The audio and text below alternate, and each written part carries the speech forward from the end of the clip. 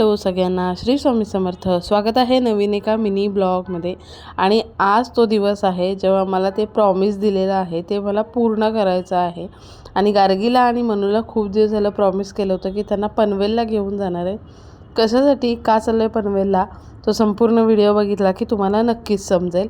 आणि मग चाललो होतो आणि आता जाता जाता गार्गीचं गाणं एन्जॉय करा.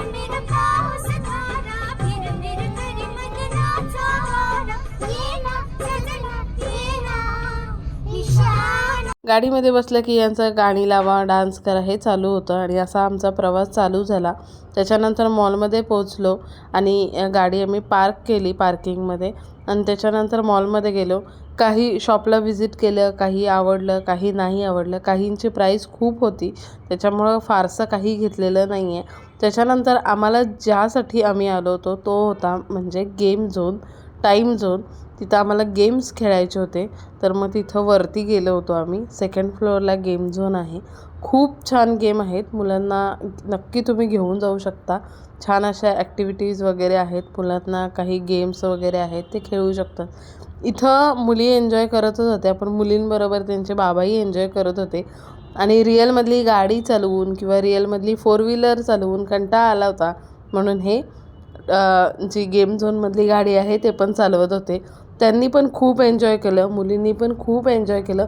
भरपूर गेम आहेत, वॉटरचे गेम आहेत, काही बॉलचे गेम वगैरे आहेत. किंडर जॉय पकडायचा गेम होता, त्याच्यामध्ये कोणाला आम्हाला किंडर जॉय पकडता नाही आला आणि काही आम्हाला मग कुपन्स मिळाले. मग आम्ही ते कलेक्ट केले तिथं आणि तिथं भरल्यानंतर मग आम्हाला त्याच्याबदले चॉकलेट्स किंवा कॅडबरी मिळाले.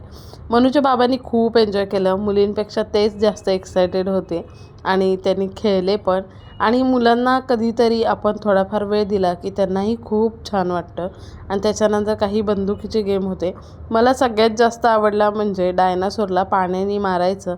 हा गेम खूप छान होता आणि मला आवडत होता आणि मनूने खूप एन्जॉय केला. मनूला सगळे डायनासोर मारायचे होते.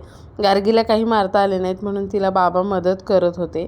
आणि त्याच्यानंतर गेलो होतो आम्ही यांच्या मावशीच्या घरी. तिथं आम्ही जेवायला गेलो होतो. जेवण करून आम्ही मग तिथंच थांबलो कारण उद्या रविवार होता आणि असा काही प्लॅन नव्हता की आम्हाला तिथं थांबायचं होतं. मग तिथं थांबलो, जेवण वगैरे झालं आणि मग सगळे बोलायला लागले की चला आपण अटल सेतू बघायला जाऊया. आणि साधारण 20 मिनटामध्ये तिथं मुंबईला जाऊ शकतो. अटल सेतू बघितला, पहिल्यांदाच बघितलेला आहे. आणि आम्ही बाहेर निघालो की पावसाची सुरुवात खूप झाली होती. आणि हा आमचा बाबू आहे, खूप छान, तो गाडीमध्ये नाचत होता, हसत होता. त्यांनी खूप छान एन्जॉय केलं. पावसाचं वातावरण पण झालं होतं. आणि हा बघा आमचा बाबू किती छान हसतोय. आणि त्याच्यानंतर मग आम्ही अटल सेतूमधून आम्ही मुंबईमध्ये गेलो. हे आहे मुंबईचं CST म्हणजे छत्रपती शिवाजी महाराज टर्मिनसचं स्टेशन. आणि तिथून मग आम्ही गेलो होतो मरीन ड्राईव्हला. कोण असं जातं सांगा, रात्रीचे 12 वाजले होते आणि आम्ही मुंबई फिरत होतो. मुंबई ही कधीच झोपत नाही म्हणतात, हे भाई खरं आहे. तुम्हाला वाटतंय का 12 वाजलेत? नाही ना. इथं माणसांचीही जेवढी गर्दी होती तेवढी गाड्यांचीही गर्दी होती. वाटत नव्हतं की 12 वाजून गेलेले आहेत. आणि साधारण आम्हाला 1-1:30 वाजला होता तिथं मुंबईमध्ये जायला. मग तिथं गेल्यानंतर आम्ही ठरवलं की आता आपण मरीन ड्राईव्हला जाऊया. मरीन ड्राईव्हला मग आम्ही पोहोचलो आणि आमचा बाबू सगळ्यांना हाय बोलतोय. हे बघा, हाय. त्याला खूप छान मजा येत होती. आणि तो सगळा व्हिडिओ मी जेव्हा शूट करायचे तेव्हा तो हाय हाय बोलायचा. तो मला खूप छान वाटायचं. म्हणजे एक नवीन माझा सबस्क्रायबर्स झाल्यासारखं झालं होतं. आणि त्याला खूप छान वाटत होतं की ही व्हिडिओ काढते वगैरे. त्याच्यानंतर मरीन ड्राईव्हला थोडंसं एन्जॉय केलं.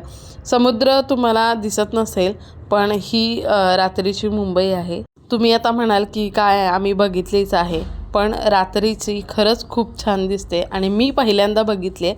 माझा अनुभव मी तुमच्यासोबत शेअर करते. समुद्राच्या छान लाटांचा आवाज येत होता.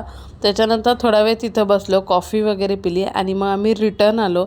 साधारण आम्हाला रात्रीचे 2:30 वाजले होते घरी यायला. चला तर मग ब्लॉग आवडला असेल तर एक लाईक नक्की करा. भेटूया उद्याच्या ब्लॉगमध्ये.